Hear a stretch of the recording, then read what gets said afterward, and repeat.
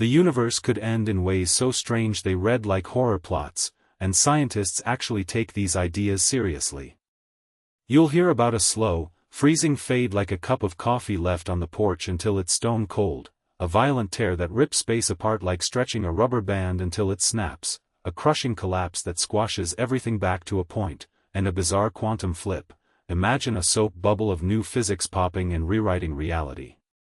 First, I'll explain each one in plain language, give everyday comparisons you can picture, and point out which scenarios are genuinely possible and which belong in sci-fi. Stick around if you want the creepy, the boringly inevitable, and the wildly unlikely, all with a little dry humor to keep your existential dread manageable. The Big Freeze, Heat Death and Cosmic Chill. Observations show the universe is getting bigger and the growth is speeding up, pushed by something scientists call dark energy, a name for whatever is making space stretch faster and faster. In plain terms, that means galaxies are drifting away from one another and the stuff between them becomes thinner and thinner. Space itself cools down when energy is spread out over ever more room, like putting the same amount of butter on a bigger piece of toast. Entropy is the key idea behind what people call heat death, and it just means energy tends to get more evenly spread out over time so it becomes harder to use. Think of a hot cup of coffee left on a table. It cools until it matches the room and you can't get warmth out of it anymore. Or consider a battery that slowly loses power. Once it's flat, no toys spin, no lights blink. The universe can reach a similar state on a cosmic scale, where there's plenty of energy left, but none of it is in a useful form to do work or make interesting things happen. As expansion continues, pockets that once made new stars run out of the dense gas needed to birth them. Existing stars burn through their fuel and grow dim, leaving behind small, cold remnants that barely emit any light. Galaxies can become isolated islands, receding so fast they're effectively cut off from one another. Even black holes, those famously voracious objects, are expected by theory to slowly leak energy and vanish over an unimaginably long process. What remains after all that is mostly low-energy radiation and a vast, near-uniform chill. That gradual cooling is not a Hollywood-ending freeze-frame with everything instantly stopping. It's slower and more boring than dramatic. Processes that require concentrated energy, like life, thunderstorms, or running engines, would simply stop happening because the energetic differences that drive them disappear. Picture a party where the music fades, the lights dim, and eventually everyone goes home, except, home is a universe where nothing new ever starts again. It's a melancholy but oddly orderly picture, and while the idea rests on the current best measurements and theories, questions remain about exactly how dark energy behaves and whether some unknown physics could change the outcome. On a practical level, this scenario reminds us that the cosmos has limits when it comes to producing usable energy and complexity, which is both sobering and strangely poetic. People will likely never experience such a fate directly, yet the concept gives us a simple take-home lesson. Useful energy tends to run out without constant input, whether you're charging a phone or running a star. There's room for humor in the image of the universe settling into the ultimate long nap, but also a kind of wonder that such quiet, far-off processes can be mapped with human ideas like spreading, cooling, and running down of power. The Big Rip, universe torn apart by phantom energy. Observations of the cosmos show space is not just stretching, it is stretching faster and faster. Scientists use a shorthand called dark energy to describe whatever is pushing galaxies away from each other, and most measurements point to a steady, gentle push. But if that push were the wrong kind, stronger and growing with time, the whole picture changes into something much stranger.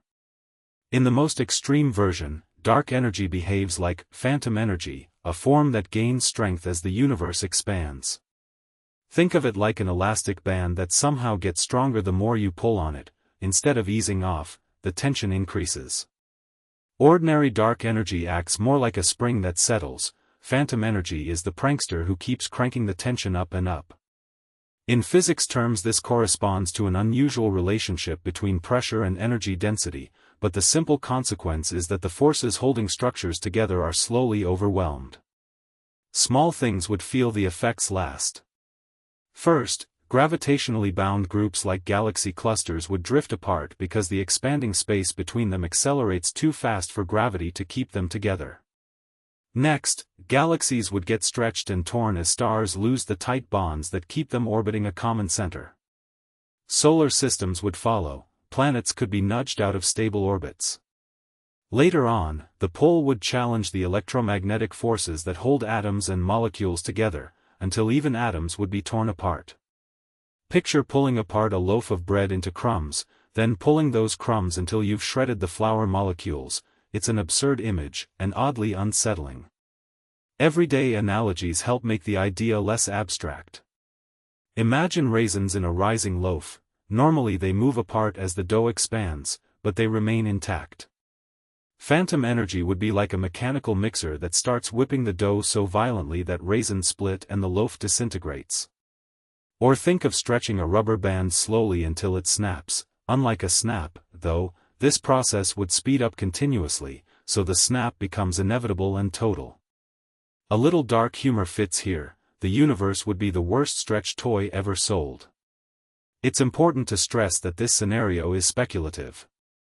Current observations are consistent with a steady dark energy often called a cosmological constant, and phantom energy is only one of several possibilities. Theoretical models that predict phantom energy also face real problems because they tend to violate assumptions physicists usually rely on, which can lead to theoretical instabilities. So while the Big Rip makes for a dramatic headline, it mainly functions as a useful test case that forces researchers to refine measurements and sharpen theories. Practical relevance for life today is essentially nil. Even if phantom energy were real, its effects would play out so far in the cosmic future that it doesn't change immediate decisions on Earth. What it does do is motivate better observations. If the acceleration of the universe is found to be increasing faster than expected, that would be a red flag pointing toward exotic physics. Until then, the Big Rip remains a wild but instructive possibility, a reminder that our universe might still hide surprise mechanisms that behave very differently from everyday experience.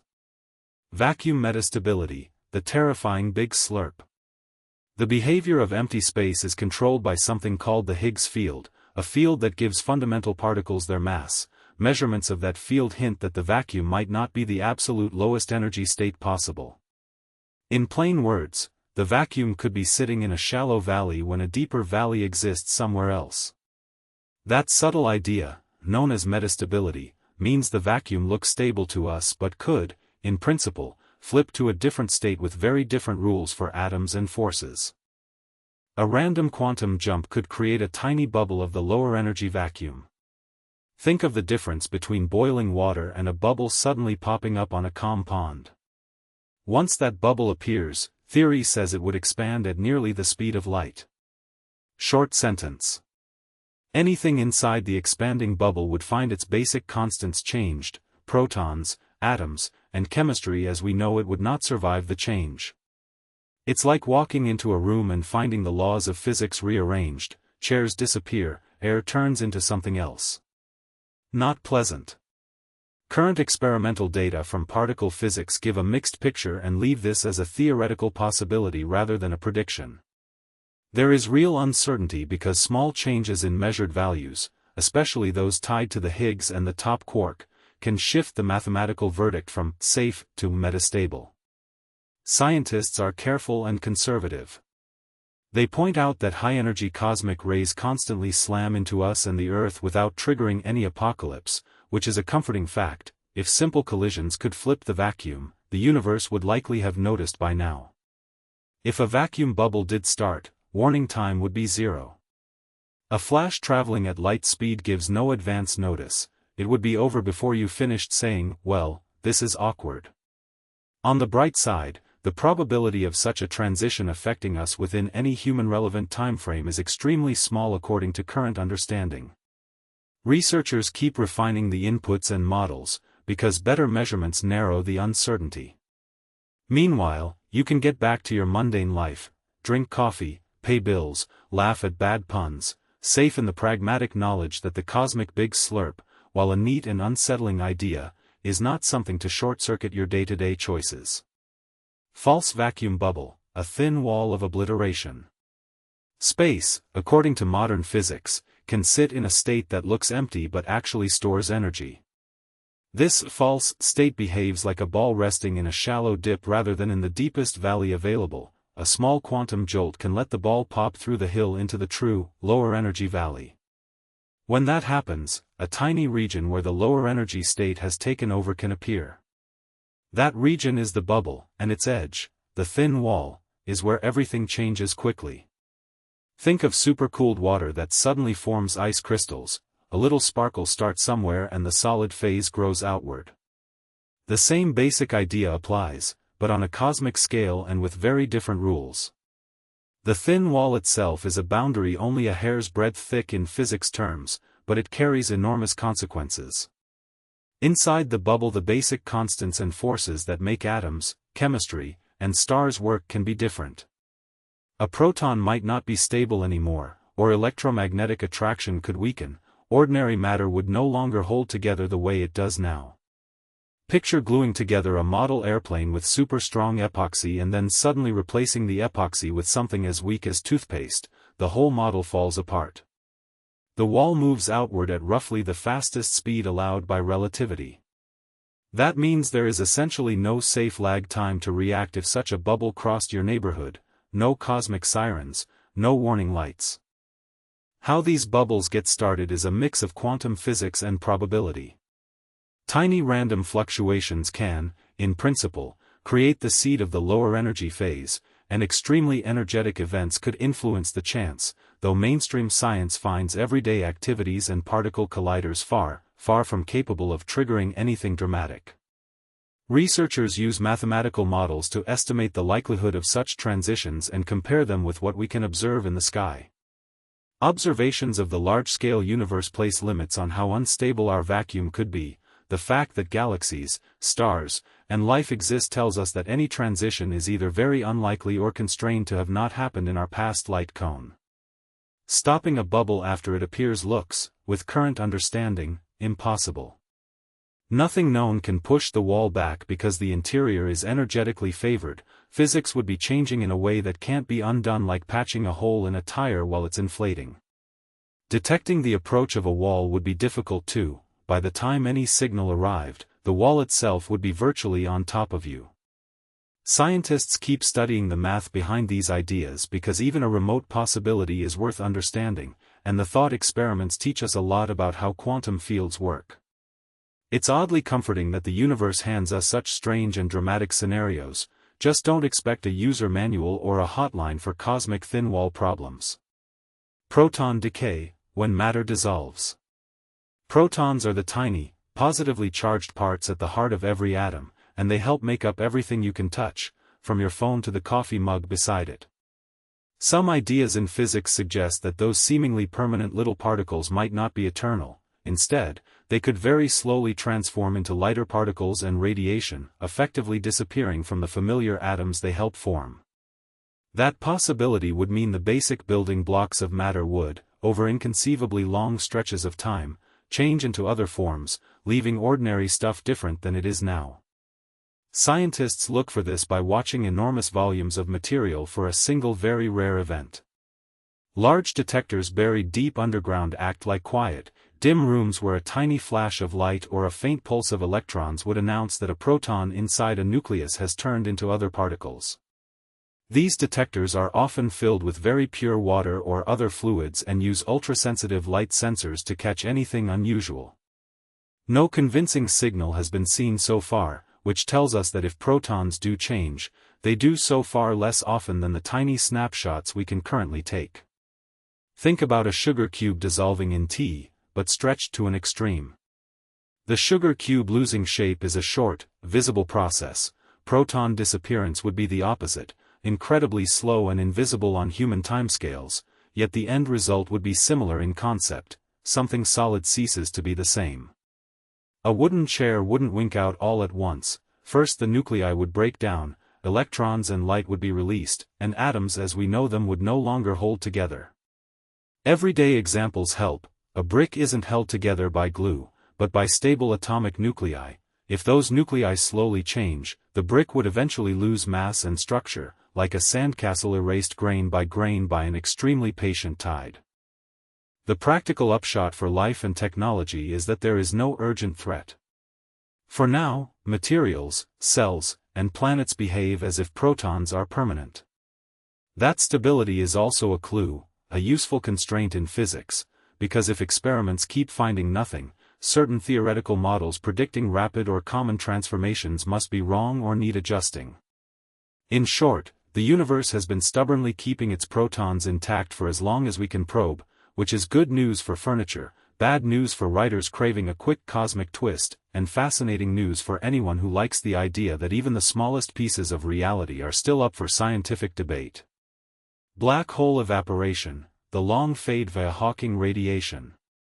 A black hole can slowly lose mass by shedding faint radiation, a surprising twist because we usually think of them as only swallowing things.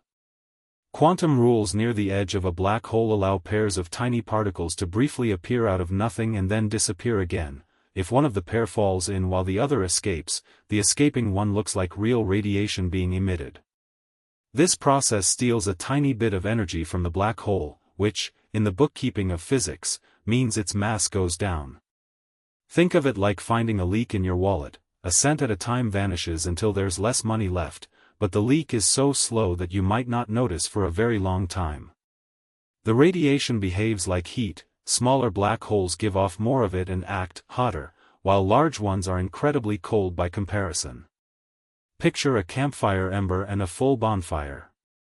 The small ember glows intensely and can pop, whereas the massive bonfire keeps going with a steady, almost gentle warmth. For the biggest black holes we know, the glow is far too faint to matter. For a very tiny black hole, the glow would be much stronger and could speed up the mass loss. In everyday terms, it's like paying interest on a debt. A small loan with a high interest rate shrinks faster than a giant mortgage with a tiny rate. As the mass drops, the glow gets stronger, and the process can run away toward a frenzied finale. Near the end, the black hole would radiate more and more vigorously, potentially producing a burst of energetic particles. Scientists don't yet have a complete, agreed-upon picture of that last moment because it involves physics where our best theories clash. It's a bit like trying to predict exactly how a chocolate bar melts in a microwave that keeps changing power. Some rules are clear, but the final melt is tricky. People search the sky for signs of these final bursts, brief flashes or high-energy signals, but so far nothing confirmed has been traced to an evaporating black hole. Detecting such an event would be like spotting a single spark in a fireworks festival from miles away, possible in principle, but very unlikely in practice. The whole idea matters because it links the very small and the very heavy. Tiny quantum tricks at a black hole's edge teach us about gravity and particles together. That connection is why the slow fade of black holes isn't just a curious footnote, it's a clue to how the universe keeps its accounts when nothing else seems to. Black hole era, a universe run by singularities. After ordinary stars have used up their fuel and quiet white dwarfs and neutron stars wander the void, black holes become the heaviest, most important lumps of matter left to shape space. A black hole is simply a place where gravity is so strong that not even light can climb out. Think of it as a one-way door in space. At the very center, our equations point to something called a singularity, which is where current physics stops giving sensible answers, like reaching the edge of a map that reads, "Here be dragons." You can picture a drain in a bathtub pulling water toward the center, except the drain hides the water forever and the tub is the whole universe. For an incredibly long time these black holes act like lonely landlords, slowly gathering whatever scraps of gas or dead stars drift nearby. They can merge when two meet, making a larger hole, much as two puddles joining make one pool. Sometimes the collision sends a burst of waves through space that instruments can detect. There isn't much left to eat, though, so most of the time they sit quietly, like an old stove with the gas turned off. Tiny bits of quantum physics predict that black holes leak energy in the smallest of amounts, a process called Hawking radiation, which is like an almost invisible steam rising from a very cold kettle. Smaller black holes, if any small ones exist, would shrink faster because the leakage is relatively larger for them. Big ones are effectively permanent for anything human or even planetary to witness, they fade only on timescales that dwarf every lifetime and many generations of stars. When they do finally evaporate, they don't leave behind neat rubble or a new object. The mass is turned into faint, low-energy particles that spread out into space. The end result is a universe with almost no structure left, mostly thin wisps of radiation and the occasional tiny particle, like a campfire reduced to glowing ash that slowly cools. This scenario highlights both the power and the limits of our physics. Hawking radiation is a solid theoretical prediction that brings quantum ideas into gravity's realm, but it has not been directly observed, so we still explain with caution. In practical terms, the black hole-dominated future is a reminder that gravity can win the long game, corralling matter into a few compact objects that rule their neighborhoods for eons. And if you like a dark, ironic twist, the cosmos ends not with a bang but with a handful of stubborn black holes slowly letting go, one faint puff at a time. Heat, death, boredom, the quiet end of complexity. The laws of physics tell us energy tends to spread out, leaving less usable power for doing things. Entropy is the word scientists use for this spreading. Think of it as the number of ways you can shuffle around energy and still get the same overall outcome. A simple life example is a hot cup of coffee left on a table. The heat moves into the room until the coffee and the air are roughly the same temperature. Short on usable heat, the coffee can't warm your hands anymore. Over extremely long stretches, the universe does something like that on a cosmic scale. Stars burn their fuel and shine because they tap into energy differences, hot cores and cold space, and once those differences vanish there is nothing left to drive the chemistry and motion that make systems complex. Local pockets of activity can persist for a long time, much like embers in a dying campfire, but without fresh fuel the embers cool and go out. No gradients means no engines, no biological metabolisms, no computations. Devices illustrate this well. A smartphone with a full battery can film, compute, and connect, but the same phone with a dead battery is just a rectangle. Quiet follows. Diffusion offers another everyday parallel. Drop a bit of perfume in a room and it spreads until the scent is everywhere but faint. The initial contrast, the concentrated smell versus the untouched air, is what lets your nose detect something interesting. In the end state the contrast is gone. The cosmic equivalent is a nearly uniform background of low-energy particles and radiation. Signals weaken. Information gets harder to store and harder to change. That means novelty disappears, the universe loses the ability to host events that change its overall state in any meaningful way. You might picture it as the ultimate, nothing-to-do scenario, but on a scale so vast it's almost comically dull. This isn't about ghosts or flashes of light suddenly stopping. It's about processes fading because there's no free energy left to power them. Living systems, machines, stars, and even the slow chemistry that makes planets interesting all rely on differences, temperature differences, chemical gradients, whatever lets one part do work on another. When those differences are exhausted, complexity unwinds. A practical, modern example: when a satellite runs out of reaction mass or battery it can no longer adjust its orientation or send data, it becomes a piece of drifting metal, still there but effectively inert. Replace the satellite with everything that creates organized behavior and the analogy holds on a universal level. A pinch of humor helps keep the picture from feeling too bleak. Think of the cosmos as the biggest party that slowly ran out of snacks, music, and conversation, until everyone politely went home and even the light switches stopped working. Yet the sense of boredom here has teeth. It describes a world where no work can be done, no patterns can form, and no messages can be reliably preserved or transmitted. That is why scientists call this possibility so unsettling, not loud, catastrophic violence, but an endless, quiet flattening of reality into sameness. Boltzmann brains, random minds in a dead cosmos. Some physicists worry that in a universe that keeps getting bigger and quieter, random jitters could put together a thinking thing for a brief moment. These jitters are just tiny, very unlikely slips away from pure disorder where particles accidentally arrange themselves into a pattern that looks, for an instant, like a brain with thoughts and memories.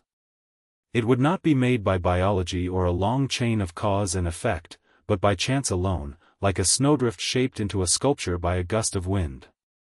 The idea is usually called a Boltzmann brain. The name comes from thinking about how, in a noisy system, order can pop up by accident. Try picturing a messy kitchen where, every now and then, dishes hop around and form a clean stack without anyone washing them. That example makes the concept easier to grasp, because a random tidy stack would be odd in a world where the usual way to get clean dishes is to wash them. A real-life comparison many people know is a shuffled deck of cards somehow falling into exact order. It is possible in principle, but absurdly unlikely compared with arranging them deliberately. Why does this notion bother people so much? For one thing, it hits at the foundations of how we know anything. If most conscious experiences in the far future are these brief, spontaneously formed minds, then any one of us could plausibly be such a brain with fake memories. That undercuts trust in memory and evidence.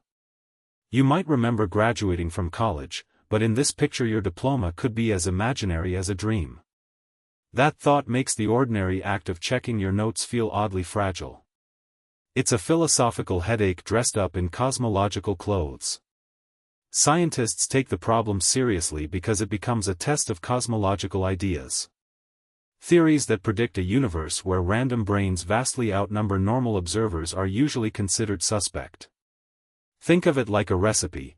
If a cake recipe accidentally makes burned toast 10,000 times more often than cakes, you start doubting the recipe.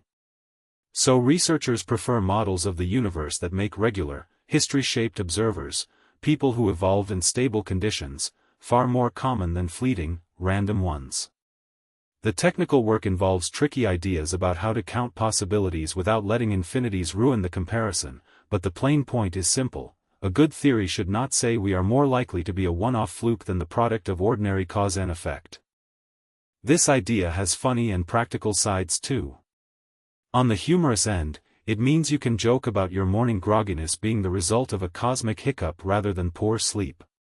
In practice, though, there is no urgent action to take. You do not need to back up your memories or consult a cosmic reliability certificate. Instead, the value lies in helping scientists weed out bad cosmological possibilities and sharpen their thinking about probability, memory, and what it means to observe anything at all. In the end, the Boltzmann brain thought experiment is a vivid reminder that even everyday things like trust in memory are anchored in big-picture ideas about how the universe behaves. Poincaré recurrence, eternal return or cosmic déjà vu. A surprising consequence of some clean mathematical setups is that a system left all to itself will, sooner or later, wander back very close to a previous state. In plain words, if nothing enters or leaves and the number of possible configurations is limited, then repeats are unavoidable. Think of a small box of particles, a shuffled deck of cards, or a handful of beads fixed on a circular wire. Each can, in principle, revisit nearly the same arrangement it once had. The idea behind this comes from the simple observation that motion through the space of possibilities doesn't destroy the amount of possibility. In everyday language you can call this conservation of room. The set of all ways a system can be arranged keeps the same size as the system evolves, so trajectories through that space can't disappear into thinner air. This is what the Poincaré recurrence concept formalizes. For a tiny, strictly isolated system, the math says that after long wandering it returns arbitrarily close to some earlier configuration. A good, non-scientific example is shuffling a small stack of different colored cards in a closed box. Because the number of possible orders is finite, you will eventually see a previous order again, if you could watch long enough. Practical reality spoils the party. Real systems usually interact with their surroundings, gaining or losing energy, and that breaks the perfect isolation the theorem needs. Also, most macroscopic systems have such a gigantic number of possible arrangements that the time you would wait stretches beyond anything we can meaningfully compare to. So while the math allows a cup of spilled milk to reassemble itself, the wait would be so long that the idea becomes a philosophical curiosity rather than a laundry tip. The second law of thermodynamics, which says disorder tends to increase, still governs everyday life, because the recurrence times are effectively unreachable and because interactions with the environment keep pushing systems toward new states. The cosmic twist is irresistible to storytellers. If the universe were truly finite and perfectly closed, then in principle some version of return could apply on the grandest scale, making patterns recur across unimaginably long stretches. But cosmology complicates things. Space might be infinite, or quantum effects might introduce genuine randomness, or the universe might exchange energy in subtle ways that spoil strict recurrence. So the serious takeaway is conditional. Recurrence is a powerful theoretical possibility, not a practical prediction that your morning will repeat exactly. That leaves a strange mix of comfort and discomfort. On one hand, the notion that everything eventually cycles back feels almost poetic, like the cosmos having a memory. On the other hand, the catch is that, eventually, is a word stretched so thin it becomes meaningless for human plans. In short, the Poincaré-style return is a neat mathematical mirror held up to physics. It reflects intriguing limits of predictability, but it does not hand you a schedule for cosmic déjà vu.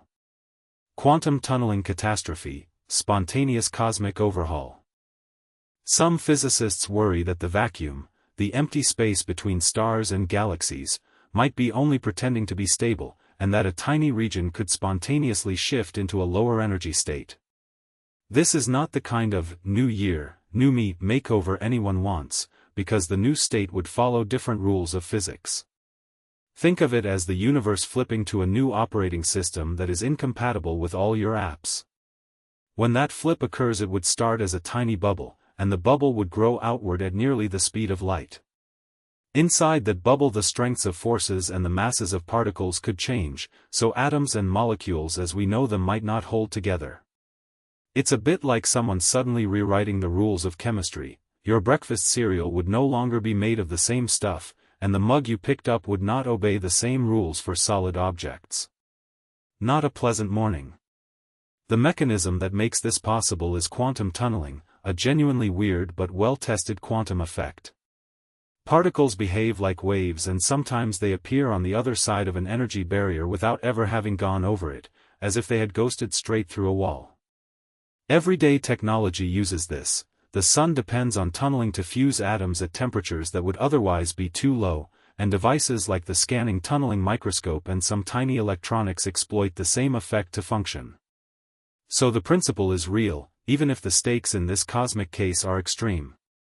No alarm bell would precede the bubble's arrival, because it would expand at relativistic speed. Information cannot travel faster than that, so there would be no warning light, no last-minute escape plan. If the bubble hits, everything inside it would be swept into the new physical regime, and the change would propagate so quickly that nothing could outpace it.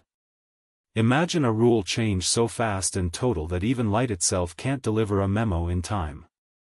Practically speaking, this idea is a theoretical possibility born from our best quantum field theories of empty space, and it remains speculative.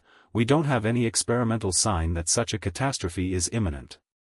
There's nothing humans can currently do to prevent such a spontaneous switch, and given how our models behave, it would be a sudden and unstoppable event if it ever began.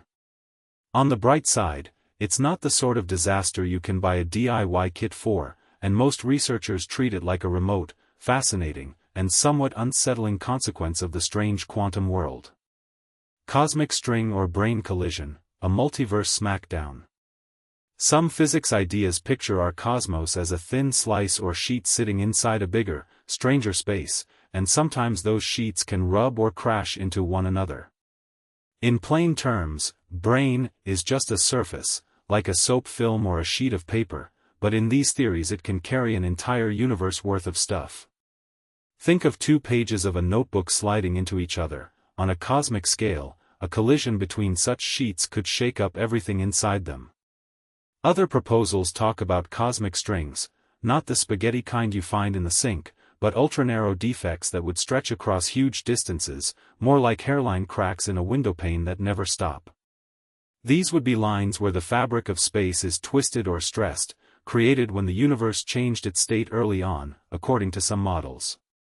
If one of those cracks moved through a region, the effects would be gravitational and fast, and telescopes might spot their fingerprints as odd lensing of light or sudden ripples in spacetime called gravitational waves. Short bursts, long silence. Strange, but consistent with the math. When a brain and another brain meet, or when a cosmic string slices through a region, the laws that govern particles and forces could be altered locally, not like changing the thermostat, but like suddenly swapping the recipe for reality. That can mean a flood of energy, rearranged particles, or even a shift to a different vacuum state where familiar atoms can't exist. A helpful everyday image is two bowls of different soap mixtures touching. Bubbles can pop or merge, producing sudden sprays and new shapes. In cosmic terms, those sprays are unimaginably energetic. Yes, it's dramatic. No, you shouldn't start building a bunker in your backyard. What would we actually notice before anything catastrophic happened? Signals would likely be subtle, a burst of gravitational waves, unusual gravitational lensing where distant galaxies appear doubled or distorted, or odd patterns imprinted on the relic glow that still bathes the universe. Researchers use telescopes and detectors tuned to those things to test the ideas, but so far nothing definitive has shown up. It remains speculative, like waiting for a rare kind of lightning that might never strike your neighborhood. On the emotional side, the thought that whole universes might bump and bruise each other feels unsettling, but it's also a vivid reminder of how strange the cosmos can be. For everyday life, the takeaway is practical. These scenarios are theoretical and, if they happened, would be instantaneous on human timescales. Keep your plans, pay your bills, and maybe learn a good science joke. It's the sort of existential worry best handled with curiosity and a pinch of dark humor. Runaway vacuum fire, catalytic destruction scenarios. Some theories in physics allow that the space around us might not be in its deepest, most settled form and could, under the right nudge, flip to a different state with completely new rules.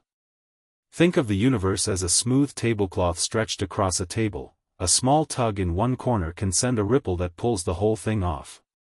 In everyday language, scientists call that a metastable situation, stable for now, but vulnerable to a push that could find a deeper resting place.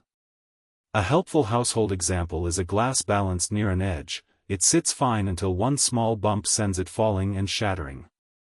A small patch where the new state appears would grow outward as a bubble, and it would move extremely fast, essentially at the fastest speed allowed by physics. Everything inside that bubble would follow new physical rules, and structures that depend on our current laws. Atoms, molecules, stars, people, would simply no longer hold together in the way we know. Picture a line of dominoes that, once tipped, keeps falling with no one able to stop the last piece. Short and brutal. Triggers for such a flip are often described as catalytic. Some event provides the initial disturbance that starts the bubble. High-energy particles hitting a point, an unusual concentration of energy, or hypothetical exotic objects could, in theory, act like a match striking a dry forest. Yet ordinary life offers analogies too. A single mold spore can spoil a whole loaf of bread if conditions are right, but most loaves sit fine because conditions usually stop the mold from spreading. In the cosmic version, natural high-energy particles from space routinely slam into matter with energies that far exceed what human machines produce, and nothing dramatic has happened, which is a strong practical argument that if the flip were easy to trigger we would have already seen signs of it. Experts emphasize that most catalytic scenarios are speculative and built on theoretical models that depend on details we do not yet fully know. Laboratory particle collisions are sometimes raised as hypothetical triggers, but the scientific consensus notes that the universe has been exposed to far more extreme natural collisions for billions of years without catastrophic consequence. That observation makes man-made experiments effectively harmless by comparison. Also, exotic ideas like tiny black holes or unfamiliar forms of matter remain unproven concepts, more like thought experiments than immediate threats. So while the picture of a runaway conversion of reality is dramatic, it remains a remote possibility within theoretical frameworks rather than an anticipated event. If such a runaway conversion did occur, the change would be absolute and irreversible. Chemistry would not work as it does, bonds that hold matter together might vanish, and the familiar constants of nature could be altered. It would be like opening a recipe book and finding that all the ingredient names now mean different things. Your casserole would not benefit from the change.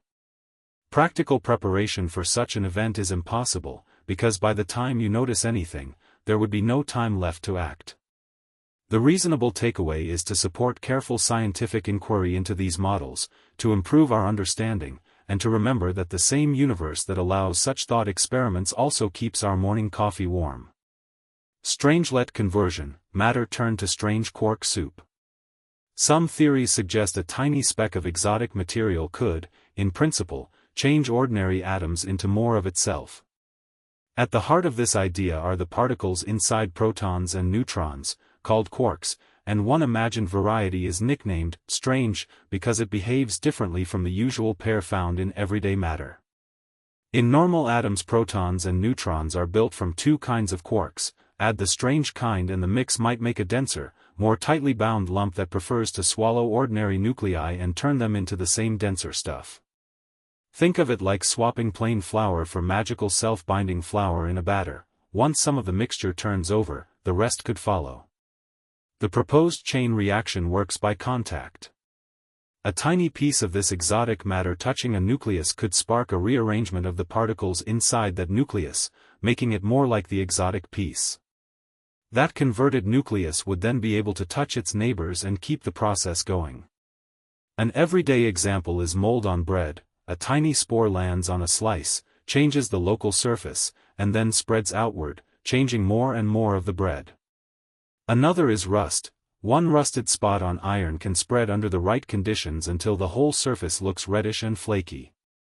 The key difference is that those are chemical or biological processes, while the strange case would be a rearrangement of what matter is made of at a deeper level. People worry because the scenario sounds dramatic, a seed that converts entire chunks of matter into a denser soup. Yet two important points calm that fear.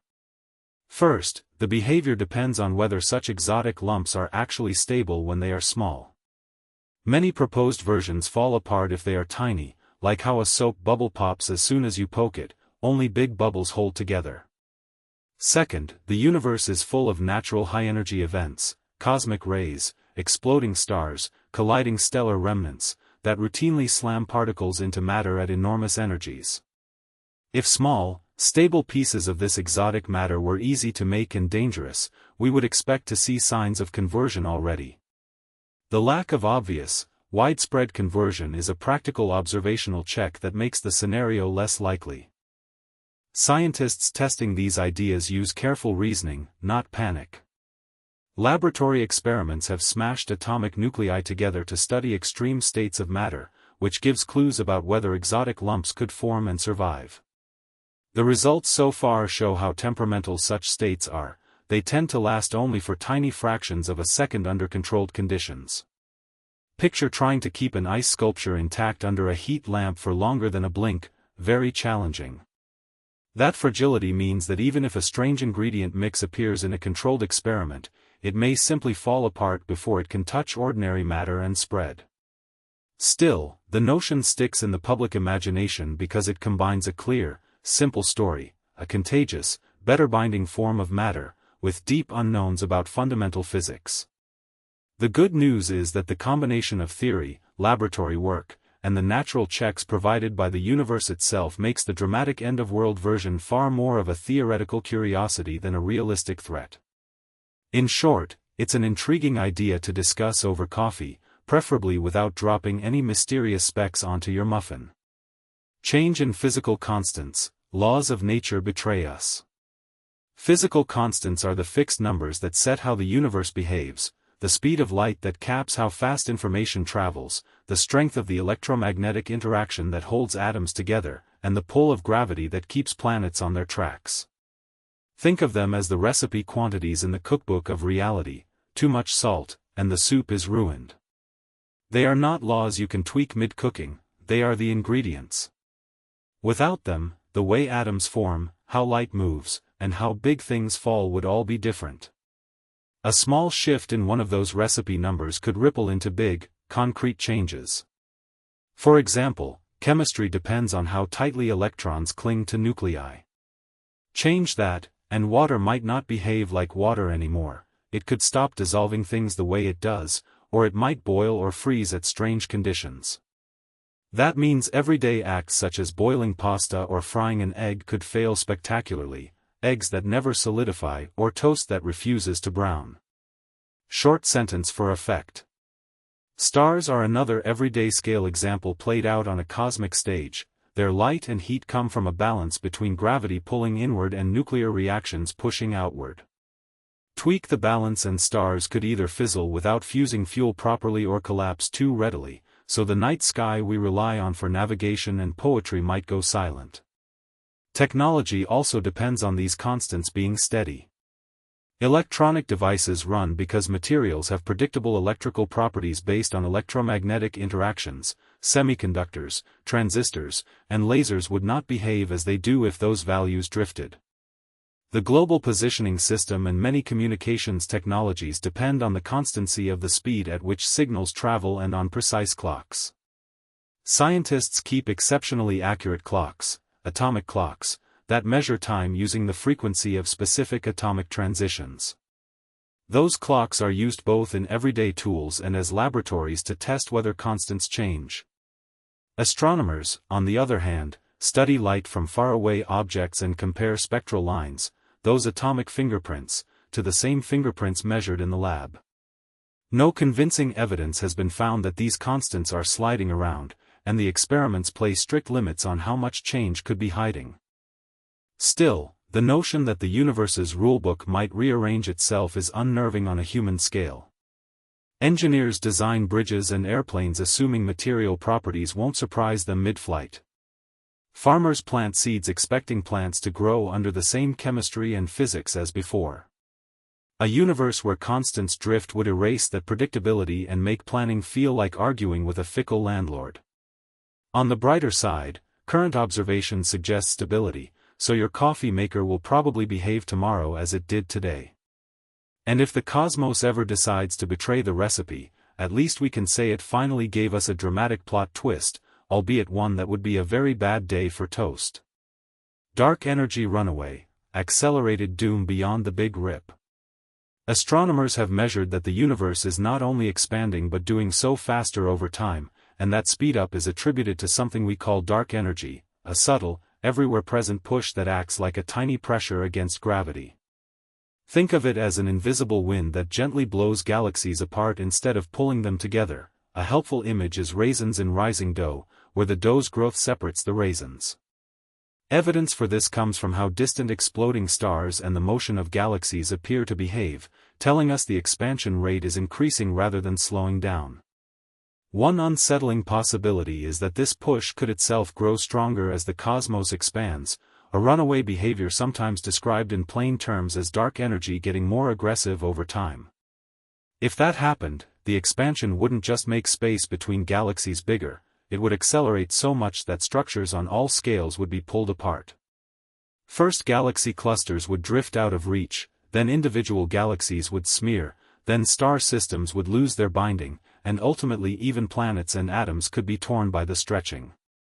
Picture pulling a piece of taffy, at first it thins, then it pulls apart, and finally tiny threads snap.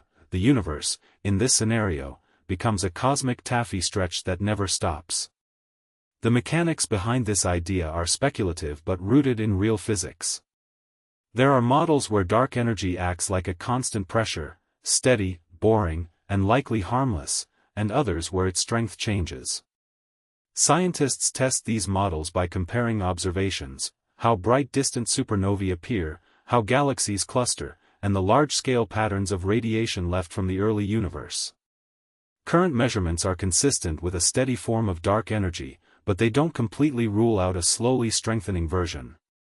In plain language, the data so far say the cosmic thermostat is probably steady, but the dial could conceivably creep upward and we're still checking its setting.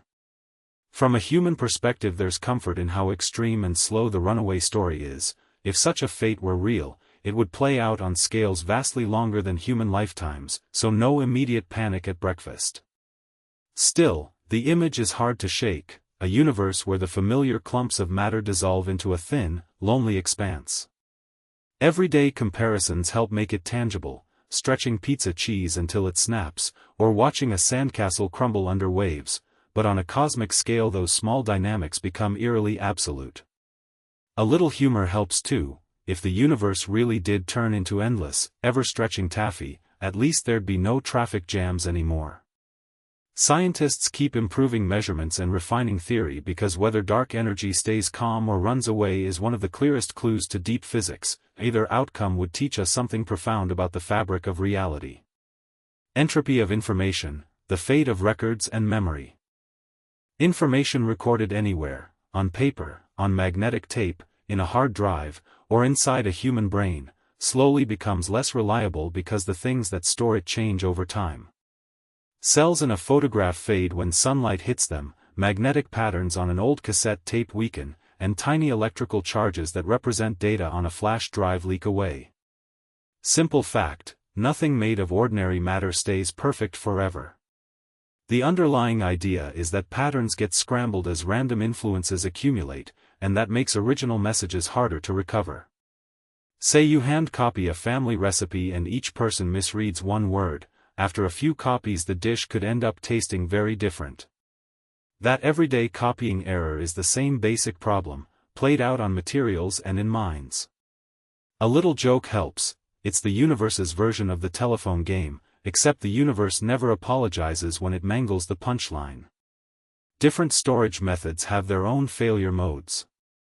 Photographs discolor because dyes and pigments react with light and air. Magnetic media lose their magnetism when nearby fields or heat nudge the tiny domains. Solid-state chips slowly lose the tiny charges that encode ones and zeros. Cosmic rays and electrical spikes can flip a bit here and there in any electronic system. On the human side, memories fade because the physical connections that record experiences weaken without reinforcement. You might not recall where you put your keys, but the physics that erases a scratched CD and the brain chemistry that erases a childhood tune are cousins in behavior if not in detail. There are practical ways to slow the fade, and they're familiar in daily life. Keep photographs out of direct sunlight and in dry, cool places, make multiple copies of important files and store them in different locations, refresh old media periodically by copying content to newer formats, and use simple checks like comparing versions to catch errors early. Libraries and archives do this by migrating collections and using backups. On a personal level, writing things down and repeating them helps a memory stick around. Technology adds tools such as parity checks and redundant copies, basically automated ways to notice when something has gone wrong and fix it, but they need maintenance to stay useful. Human memory needs tending as well. Repetition, storytelling, and contextual cues strengthen recall, while isolation and lack of rehearsal let details slip away. That's why grandparents who tell the same story often are helping to keep family history intact even if the tale is a bit embroidered. A little humor again. If your family archive depends on everybody remembering one uncle's tall tales, plan on those tales evolving into grand mythology unless someone writes them down. On very long scales the tendency for records to fade becomes a deeper worry. Without active effort to check, repair, and copy, all stored information drifts toward useless randomness. Institutions that care about preserving knowledge plan for this by building redundancy into storage systems, controlling environments, and regularly migrating data to current formats. For individuals who care, the best strategy is simple and practical: make copies, store them differently, document formats and software needed to read files, and refresh regularly. It's less dramatic than end-of-world scenarios but more relevant. If you don't take care, your great-grandmother's handwriting and your hard drive's cherished photos will both be remembered only as vague notions, like the smell of cookies you're pretty sure existed but can't prove. The Big Crunch, collapse into a final singularity. One proposed way the cosmos could end says that the steady spreading of space might slow, stop, and then reverse, pulling everything back together instead of pushing it apart. Gravity, the pull that makes apples fall and keeps planets in orbit, would take the lead on the largest scales, drawing galaxies, stars, and gas inward until vast structures close the gap between them. Space itself would shrink rather than stretch, so distances that now grow ever larger would start to shorten. This is not an immediate snap, it is a long, drawn-out reversal of the current trend. A useful everyday picture is a loaf of raisin bread in the oven. As the dough rises, the raisins move apart. If the dough were to suddenly collapse, those same raisins would move closer and crush into one another. Galaxies would collide in a similar, slow-motion pileup. Collisions would send stars into new orbits, and black holes could merge into ever larger monsters. Temperatures and pressures would climb drastically as matter is packed into ever smaller regions. At the very end, physics as we know it would stop giving sensible answers, because our equations predict conditions so extreme that they no longer make physical sense. Scientists call that final, unimaginably dense state a singularity, which is a way of saying, a place where our best descriptions break down. It's like hitting a mathematical wall.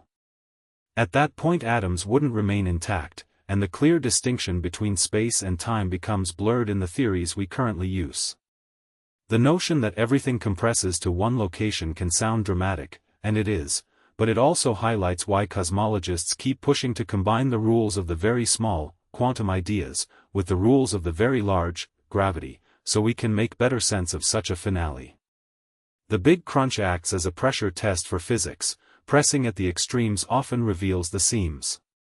Current measurements, however, show that the universe's expansion is speeding up, driven by something called dark energy, which behaves like a repulsive push on cosmic scales. This means a simple collapse is not the most likely ending right now.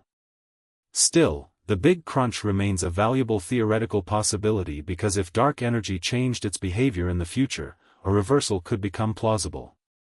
For scientists, contemplating this collapse helps refine models and sharpen questions, much like running an extreme scenario when designing a bridge reveals weak spots.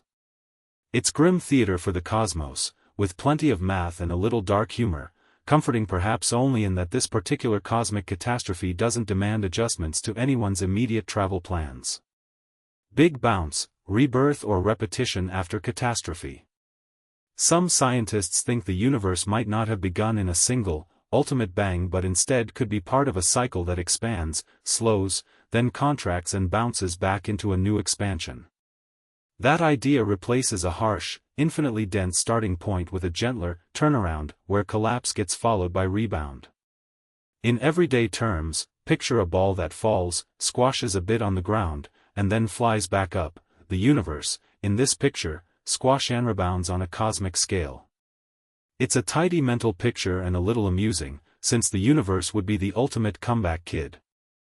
Classical gravity, when pushed to extremes, predicts a point of infinite compression that physics breaks down at. Scientists call that a singularity, which is just their way of saying, our equations stop making sense here.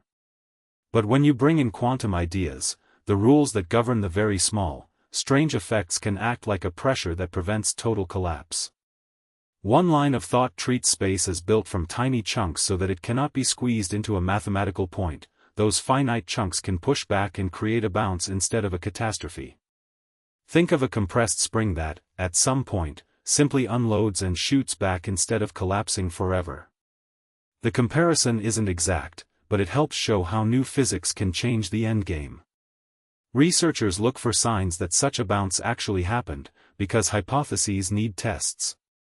They search the sky for tiny irregularities in the afterglow light left from the early universe, and they hunt for faint ripple patterns in spacetime that could carry a pre-bounce fingerprint. Telescopes measuring background radiation and gravitational wave observatories are the tools on this job. Finding a specific pattern would be like spotting a faint echo of a previous universe. Failing to find it would not immediately disprove the idea, but it would tighten the noose on which versions of the model remain plausible. It's hard work, partly because later cosmic events smear and blur those primordial messages, like trying to read a note that's been crumpled and washed.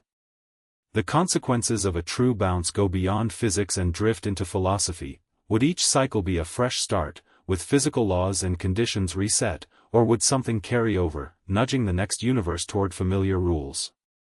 Some models allow for a kind of memory, others do not. Scientists debate which is physically reasonable and which raises more problems than it solves. For the everyday thinker, it's a bit like asking whether rebooting your computer wipes all your files or restores them. The answer matters. If each bounce slightly changes the rules, then our universe might be just one roll of the cosmic dice. If rules persist, then the bounce becomes a mechanism for long-term continuity. Either way, the idea keeps researchers busy and amused, because even if it turns out to be wrong, chasing it forces better measurements and sharper theories. Heat death with proton decay, complete dissolution of atoms. Current physics allows the possibility that protons, the positively charged particles at the center of atoms, might not be forever stable. Protons make up the nuclei of atoms. They, together with neutrons, are the building blocks that let chemistry happen. If protons can spontaneously change into lighter particles, a whole chain reaction follows, atoms lose their core, chemistry collapses, and the familiar clumps of matter slowly dissolve into a diffuse soup of particles and low-energy radiation. If protons decay, hydrogen, the simplest and most common atom, would be hit first because its nucleus is a lone proton. That means the most basic chemical partner in the universe would vanish, leaving electrons free and nuclei turning into other particles. In practical terms, the bonds that hold solids and liquids together would eventually disappear. Picture salt slowly turning into a spray of invisible sparks rather than melting into a puddle. Smells familiar, but the mechanism is stranger. Everyday comparisons help. It's a bit like a Lego model that, piece by piece, quietly turns into dust that no longer snaps back together. Searches for proton decay use very large, quiet detectors buried underground to block background noise, watching for the tiny flashes and particle tracks a decay would produce. So far, those experiments have not seen any confirmed decays, which simply means that if proton decay happens it must be extremely rare. The absence of detection sets strong constraints on how likely this process can be, forcing theorists to refine their ideas. Think of it like a locksmith testing a key. If the key doesn't open the lock after many tries, you infer either the key is wrong or the lock is unusually stubborn. When atoms dissolve away across the cosmos, the consequences pile up. Stars, planets, and humans are all made of atoms, so the loss of atomic stability removes chemistry and structure. Metals would no longer hold a shape, planetary cores would unravel, and biological processes would be impossible long before the last atoms vanish. That said, these changes would unfold over times far beyond any human or even planetary timeframe, so it's not the kind of apocalypse you can set your watch to. A candle going out and a dry battery running flat are small, relatable echoes of the same principle, a loss of usable energy and structure. The end result of proton decay combined with the universe running toward thermal equilibrium, a state sometimes called heat death, is a cosmos where useful energy gradients are gone and matter is reduced to elementary leftovers and faint radiation. Electrons are stable as far as experiments show, so a scatter of lone electrons and neutrinos, plus photons, would persist. Occasionally, localized clumps like black holes would still dominate for a while, but even they eventually fade by other processes. It's a quiet, sterile fate, not a dramatic explosion so much as the slow erasure of things that can do work or form complex structures. Adding a touch of dark humor, it's like the universe doing a very thorough spring cleaning and literally throwing away the furniture, all the chairs, books, and cups, leaving behind an extremely tidy but utterly empty apartment. The practical takeaway is sobering. Chemistry and life depend on the long-term integrity of atomic building blocks. If protons are transient, then the deep future is a plain, featureless place where nothing new can be built and all the old blueprints have turned to faint whispers of radiation. Vacuum decay from high-energy experiments, laboratory trigger? Modern particle colliders accelerate tiny bits of matter and smash them together to see what they're made of. The goal is to peek into the basic rules that underlie everything, not to poke at the universe with a pin. People sometimes worry that those pokes could wake up something dangerous in the fabric of space itself. The concern focuses on a subtle theoretical idea: our universe might be sitting in a sort of, almost stable, state that could, in principle, flip to a different, lower energy state. If that flip happened in one place it could spread outward like a bubble, and the physics inside the bubble would be different from what we know. Short version, it's science fiction scary, but also very speculative.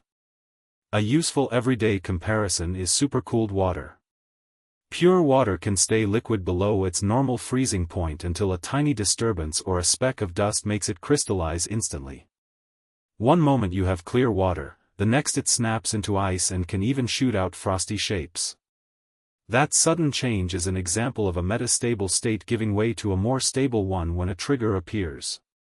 Another kitchen example is a supersaturated sugar solution that sits happily until a single grain causes a string of crystals to grow. These are easy-to-see analogies for the false vacuum idea, where the universe is like the supercooled liquid and a true vacuum would be the ice. When people ask whether a lab experiment could trigger such a flip, scientists point to how often nature already performs much more violent experiments for free. Cosmic rays, particles from space, slam into Earth's atmosphere with energies that can surpass those achieved in human-made accelerators. Collisions like that happen constantly. So if ordinary high-energy collisions were likely to cause catastrophic vacuum changes, the argument goes, we would expect to see signs of it long before building any collider. That reasoning doesn't provide absolute proof, but it does make the lab trigger scenario far less plausible.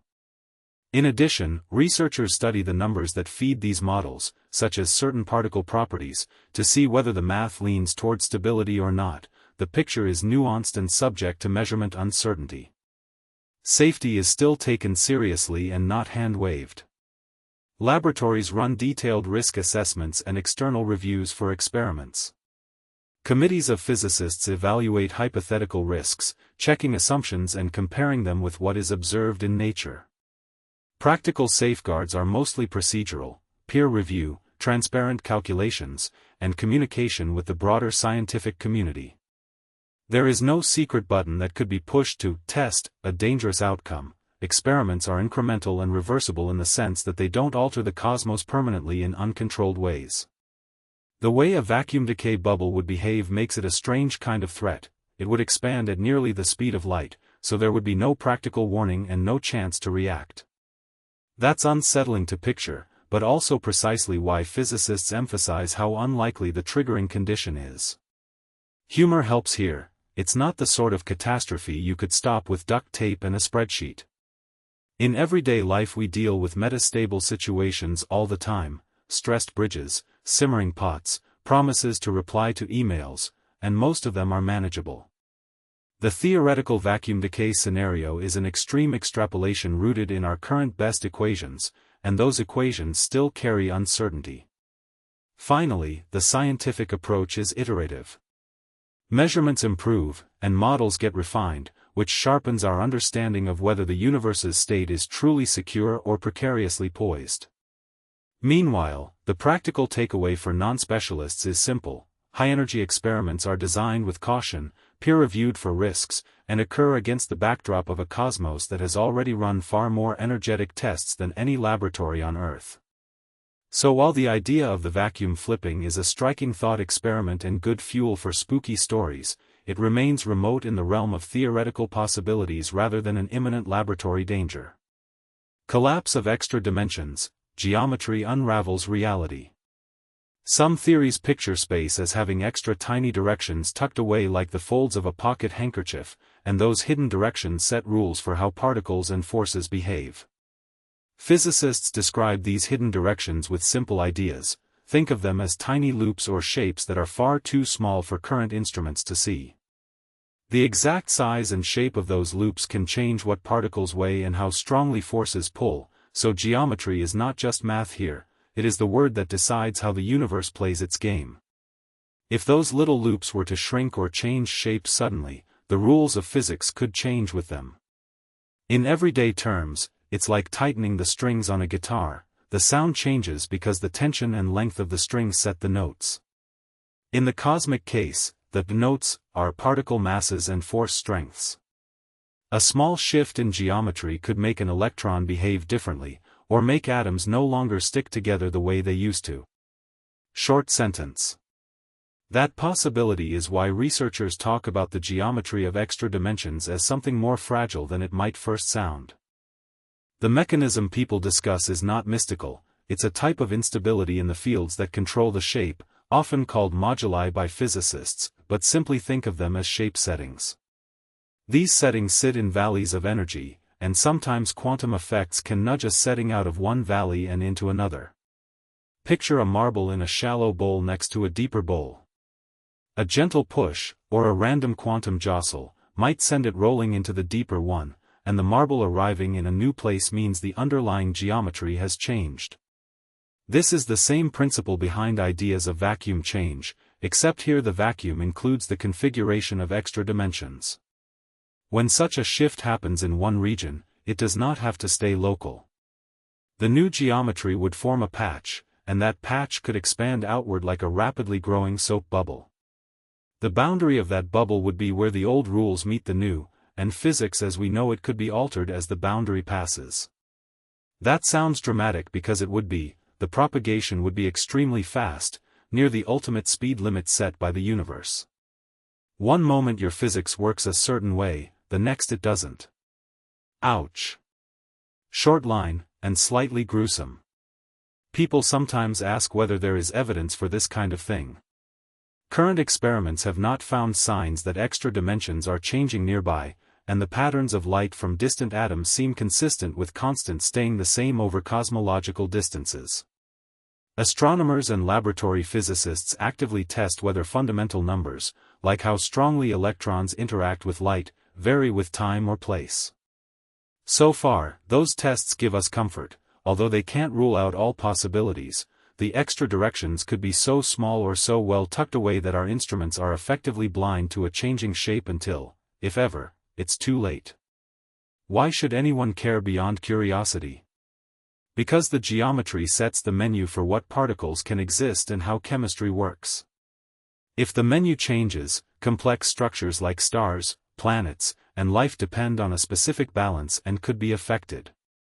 That said, this scenario is speculative and belongs to a corner of theoretical physics that links deep math to big-picture consequences. It's intriguing and a bit unnerving, like finding out your house was built on a hinge. A final laugh: the universe can be elegant and fragile at once, which is a bit like a souffle, beautiful, impressive, and liable to collapse if you sneeze. Observer extinction, isolation by thermodynamic limits. Beings that observe and compute rely on usable energy flows to exist and to do anything meaningful, from thinking to keeping their parts in order.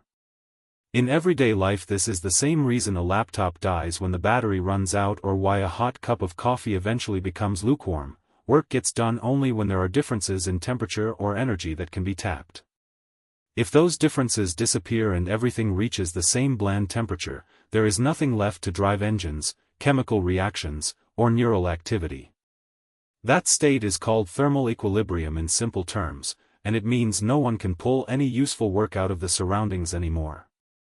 The rules of physics set hard limits on how efficiently energy can be turned into work. A heat engine, like a power plant or your car engine, only converts a fraction of the available heat into useful motion, and that fraction depends on how different the hot and cold parts are. When the hot and cold temperatures converge, maximum possible efficiency drops towards zero. In plain language, you can't squeeze energy from a uniform, lukewarm soup. There is also a basic cost to handling information. Erasing a memory or cleaning out a storage register requires a minimum amount of energy, and that cost grows with temperature.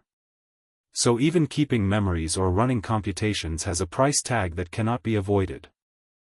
Cosmic expansion and local isolation make the problem worse for any observer that depends on resources beyond its immediate neighborhood. Distant sources of energy can slip away behind a horizon created by expansion of space, effectively putting vast amounts of matter and radiation out of reach, much like someone sailing beyond the horizon where radio signals no longer arrive. That leaves an observer confined to whatever stars, gas, and stored energy are present in their local patch. Over time, those local supplies are consumed or transformed into forms that are hard to use, for example, diffuse low-temperature radiation, and the ability to extract work from them dwindles. Think of a remote cabin. Once the wood is burned and the batteries are dead, you can only do so much with cold hands and a dwindling candle. People have proposed clever coping strategies, and some are surprisingly practical sounding: slow down metabolism or computation to stretch finite energy, use reversible computation to reduce energy loss per logical operation, or hibernate in a low-activity state to wait out resource scarcity. These ideas are similar to turning off lights, lowering the thermostat, or dimming your phone to save battery life. But none of these tricks create new energy, they only delay the inevitable when gradients are disappearing. Unless a fundamentally new source of free energy becomes available or our understanding of physics changes, the combined effects of finite local supplies, unavoidable thermodynamic costs for information processing, and isolation from outside resources point toward eventual extinction of observers who cannot escape their thermodynamic fate. It's a grim conclusion, but on the bright side, not something that will ruin today's commute, and at least it gives philosophers a lot to argue about over cold coffee. Cosmic censorship failure, naked singularities and chaos. General relativity says that when matter gets squeezed extremely tightly, the equations point toward places where those equations stop making sense, locations where density and gravity spike so much that our usual rules break down. These problematic spots are called singularities in plain language, places where the math goes to infinite and physics throws up its hands. Usually such a singularity is hidden behind a one-way boundary called an event horizon, which acts like a curtain that prevents anything inside from affecting the outside world. Think of it like a broken appliance trapped in a sealed cabinet, dangerous, but contained. If that curtain came off, the singularity would be exposed to the rest of the universe. That is what people mean by a failure of the idea that singularities are always hidden. In simple terms, if the protection disappears, the part of spacetime where physics fails would sit out in the open. Some exact solutions of Einstein's equations show how this could happen in theory. If an object spins too fast or carries too much electric charge compared with its mass, the mathematical shield can vanish. Picture spinning a top so hard that the lid on the pot pops off. Those solutions don't prove nature does this, but they show it's not forbidden on paper. What makes an exposed singularity scary is what follows: predictability collapses. Physics relies on being able to take a current state and calculate future behavior. A naked singularity would be a place where those calculations stop working, and tiny differences in conditions could lead to wildly different outcomes. It's like having a recipe with a page missing. One person adds a pinch of salt and gets a cake, another adds a pinch and opens a portal to chaos. Nearby particles and rays of light would behave in ways that are extremely sensitive to initial conditions, resembling chaotic systems such as turbulent water or an unpredictable stock market. There are also more exotic theoretical consequences. Some mathematical explorations show that when the shield is gone, spacetime paths can become tangled in ways that look like they could allow information to loop back toward earlier times, at least according to the equations. That does not mean time travel is sitting at the corner store, but it does highlight that causality, the idea that causes come before effects, can be threatened in the math. Physicists treat these possibilities seriously because they point to a place where our current theories must be replaced or extended. From a practical standpoint, a genuine naked singularity would force big changes in how we model the universe. It would tell us that general relativity alone is incomplete near those extreme points and that a deeper theory, likely one that combines gravity with quantum mechanics, is needed to restore sensible behavior.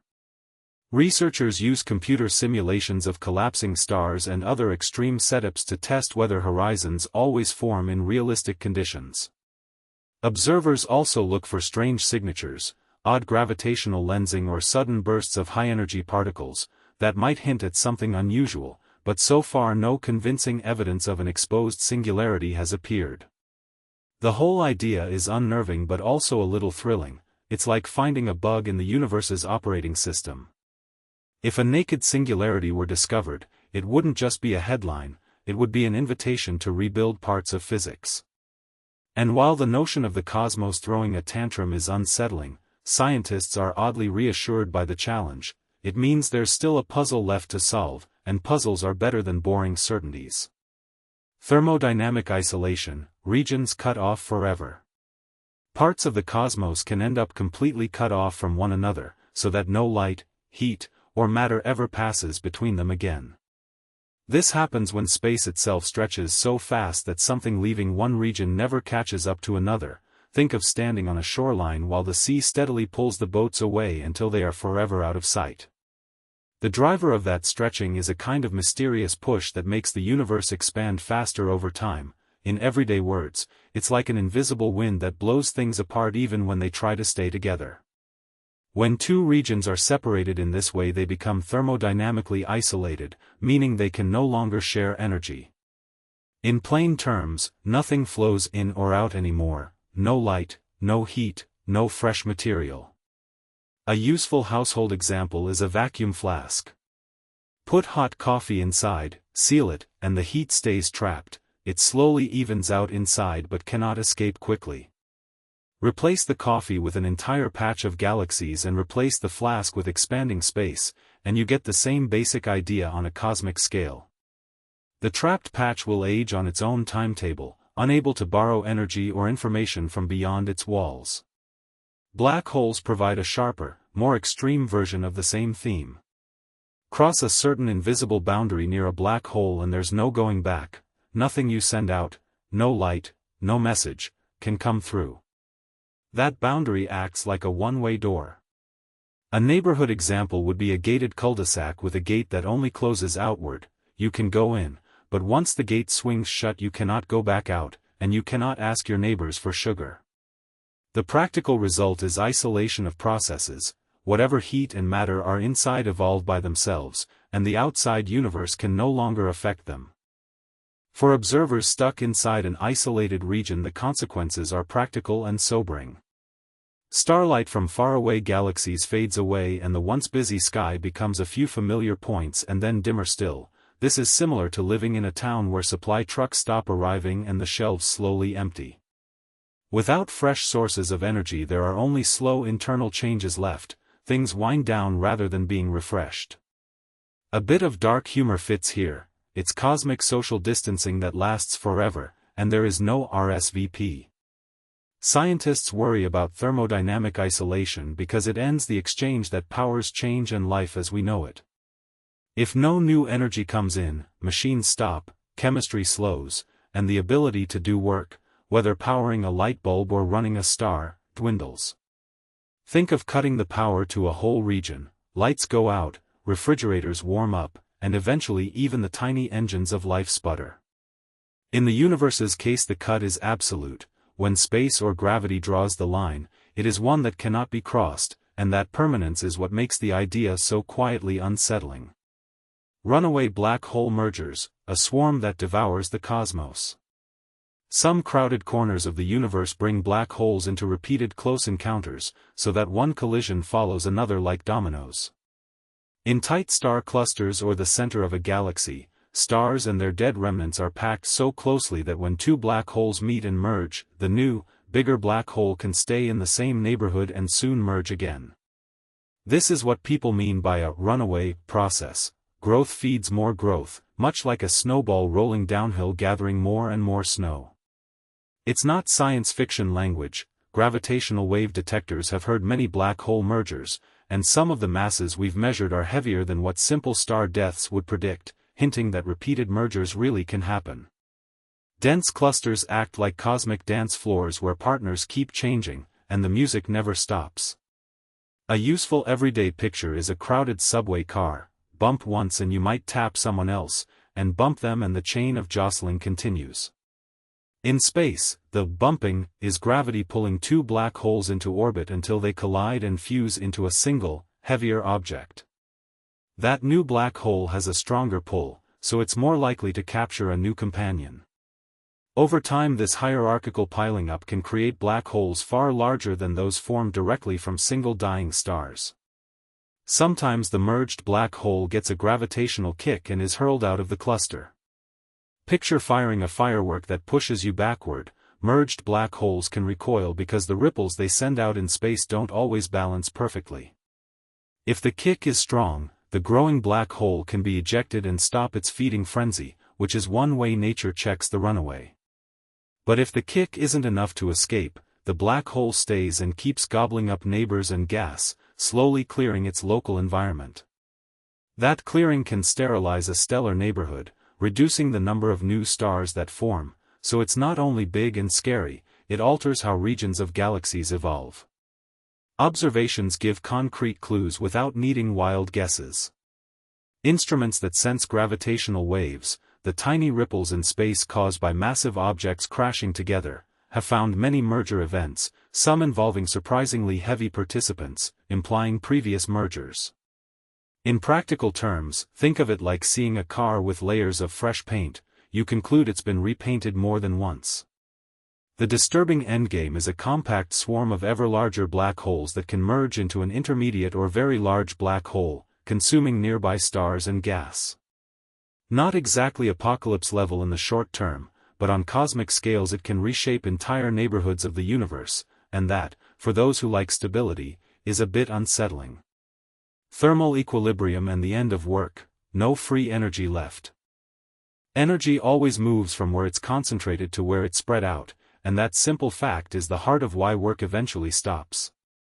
When hot meets cold, heat flows until both are the same. When a charged battery meets a circuit, ions move until the chemical push is gone.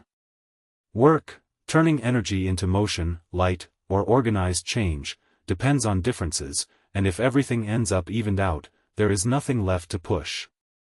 Think of a steam engine. It only runs because steam is hotter than the condenser. Remove that temperature gap and the wheels stop turning. Everyday examples make this easy to see. A fresh cup of coffee cools to room temperature because its heat spreads into the air. You can't put a spoon in that cooled cup and expect it to lift a book. Batteries slowly run flat because the stored chemical imbalance that does electrical work gets used up. A dead phone battery is the universe's way of saying, no gradient, no action. Even a flowing river is a kind of energy difference. Water moves downhill because of gravity, and when a landscape is perfectly smooth and level, the flow would cease. At the microscopic level, the particles that make up matter keep jiggling, but that jitter is random. Random motion can't be harnessed reliably to drive machines or keep cells alive.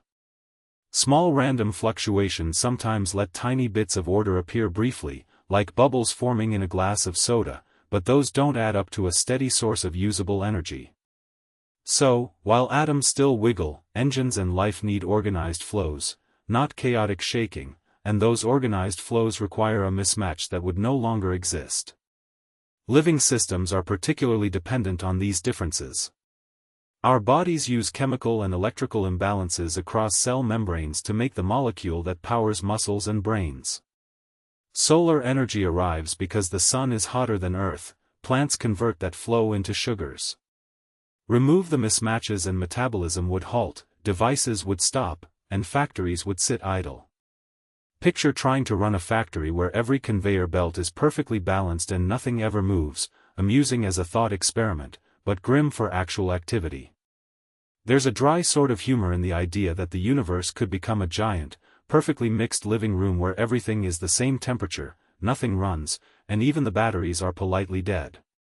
Practical consequences follow from that simple principle. No gradients means no engines, no weather, no life as we know it, and definitely no free lunches, not even metaphorical ones. Information loss and the fate of quantum states. Quantum theory insists that the complete description of a tiny object, its quantum state, evolves in a way that, in principle, lets you run the movie backward and recover what happened before. That is, information about a system's past should not be wiped out by natural processes. You might not be able to practically reconstruct a shredded letter, but the microscopic traces remain in the ashes, smoke, and the surrounding air. Black holes upset this neat picture because the simplest calculations of the light they emit suggested that the glow leaving a black hole carries no detailed record of what fell in, only a kind of bland, featureless warmth. If those calculations are right, the universe would allow a kind of true erasure of information, and that clashes with the basic rules of quantum mechanics. A quantum state is more than a label, it is the set of probabilities and relationships that fully describe a particle or system. Think of it like a recipe that tells you how to bake a cake. The list of ingredients and the mixing order are the quantum state. In ordinary life, if you mix ingredients and bake, you can sometimes work backwards to guess the recipe from the cake, although messy and imperfect. In the black hole case, The worry is that the cake turns into smoke and the smoke looks exactly the same no matter what the original recipe was. That possibility is unsettling because it would mean a fundamental loss of information rather than mere practical irretrievability. Physicists have proposed several ways the paradox might be resolved, and each idea has very different consequences. One leading idea says the outgoing glow from a black hole is not truly featureless but hides tiny correlations, like baking crumbs that, when examined closely, reveal the recipe.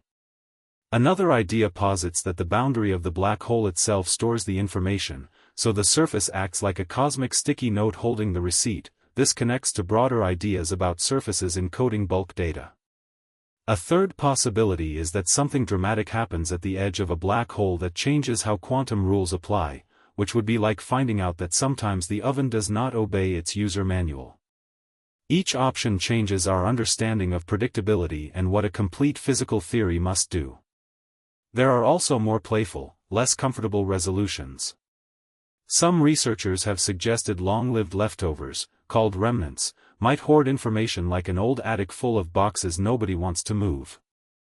Others suggest our calculations were simply missing important subtle effects that allow information to leak out after all. Laboratory analogs have even been used to test pieces of the puzzle. Systems of flowing fluids and clever optical setups can mimic aspects of black hole physics and show how tiny correlations might appear in emitted waves. Those tabletop tests won't settle everything, but they help check which ideas are plausible. The practical implications matter beyond academic debates. If information truly vanishes, then certain cherished foundations of quantum theory would need reinterpretation or repair, and our ability to predict outcomes from past data would be fundamentally limited. If information survives, however scrambled, then quantum rules remain intact and black holes are simply very good at hiding receipts. Either way, this discussion shapes how scientists build theories that attempt to unite gravity with quantum mechanics, and it feeds into technologies like quantum computing where preservation of information is the whole point. Nature may be messy, she may lose socks in the wash, but perhaps she refuses to lose the fundamental receipts. The final light, photon background and the last photons. The night sky is not truly empty, a faint sea of photons drifts through space, leftovers from countless events and processes that happened long ago. This glow includes a pervasive hum of microwave photons left over from the early hot phase of the universe, whose average energy corresponds to a temperature just above absolute zero. You can think of those photons like the faint warmth you still feel from a campfire long after the flames have died down, there, but not much to cook with. As space stretches, each photon's wavelength gets longer and its energy drops, which is the reason that bright, hot light from early times becomes colder and colder over time. Most of the photons around us now come from two broad sources, the all-pervading background left from the young universe and the combined light of stars and galaxies. Starlight and light from galaxies add a local hiss, similar to streetlights blurring into a city's glow when seen from far away, while the background is more like the faint hum of a refrigerator that's always on. Black holes, odd as it sounds, can also add their own tiny contributions. They slowly leak tiny amounts of energy in the form of particles, including photons. That process is extremely weak, though, and acts more like a barely audible tap than a steady faucet. As expansion continues, photons become ever less energetic and harder to detect. Radio waves stretch into wavelengths so long that any practical antenna would be huge and useless. Detecting one of those stretched photons would be like trying to hear a single whispered word across a continent. Still, occasional rare quantum events or the last emissions from evaporating massive objects could produce higher energy photons that stand out briefly against the deepening quiet. Even so, any new photons are quickly thinned out by the expansion, so bright bursts become diluted and fade into the general background muddle. The practical consequence is that the universe slowly loses any useful light for doing work, leaving only a thin, cold glow that carries record but not life. In everyday terms, it's as if someone turned down the house lights until even the night light is barely visible, and then left only a long, soft afterglow that no one can rely on to read by. That faint light still tells a story. its color and pattern preserve clues about where it came from, like old photographs that have faded but still show faces. And while the idea of a universe finally lit only by these last, loneliest photons sounds morbid, there is a strange beauty in the thought, like the last note of a very long symphony hanging in the air before silence. Philosophical horror, meaninglessness, loneliness, and finality. Cosmic endings like the gradual cooling of everything or the slow evaporation of massive objects are not just scientific ideas, they describe a world where usable energy runs out and change grinds to a halt. In plain terms, processes that move things and make life possible depend on differences, hot and cold, full and empty, light and dark, and many end-of-universe scenarios wipe those differences away. A simple, everyday example helps. A campfire needs fuel and oxygen and temperature differences to glow. When the logs are ash and the embers go cold, the warmth and light are gone and nothing useful remains. Similarly, the heat-death idea says the universe could reach a state where there are no more gradients to power stars, machines, or life. Other cases, like the one where space stretches so much that structures are torn apart, or the very slow disappearance of black holes, point to endings that are either quiet or violently isolating. None of these are movie plots, they are extrapolations from current physics, described in straightforward terms, and the common thread is the loss of the conditions that support complexity and activity. That loss feeds straight into a hard kind of meaninglessness. People build meanings around projects, relationships, discoveries, art, small beacons of purpose in a vast night. When faced with an eventual cosmic end, those beacons can look faint by comparison, like a single candle in a football stadium. Still, everyday life offers concrete examples of creating meaning despite limits, finishing a garden plot you will never see fully grown, mentoring someone who will carry a skill forward, or composing music that strangers enjoy centuries later. These actions have value because value is felt, not because it defies cosmic scale. Humor helps here too. Write a personal manifesto and tuck it into a shoebox labeled, "For Future Archaeologists, Good Luck." The fact that the universe may end does not automatically erase the immediate satisfactions of care, skill, and curiosity. Those are real and observable, even if they exist on a different scale from cosmic outcomes. Loneliness is another sting that these ideas bring up, and it works on two levels. On the one hand, there is literal loneliness. As stars dim and galaxies drift away, the chances of lively neighbors become vanishingly small, and the vast spaces between objects reinforce the sense of isolation. On the other hand, there is the existential loneliness of feeling alone with the final answers, no cosmic audience to cheer your efforts, no cosmic jury to judge them. Think of the silence left in a stadium after the crowd goes home. The echo is real and it can be unnerving. We cope in human ways, gathering with friends, building communities, leaving records and stories. Art and ritual act as bridge builders across emptiness, carrying warmth like a thermos of soup through a long, cold night. A joke helps too. Sometimes pointing out that the universe will be an empty apartment later makes it easier to laugh about the dishes we never got around to washing. Finality, the idea that something ends once and for all, carries a sharp emotional weight because it kills the possibility of return. People know this from smaller, everyday experiences, the last page of a beloved book, the moment a loved one leaves for good, the silence after a last call.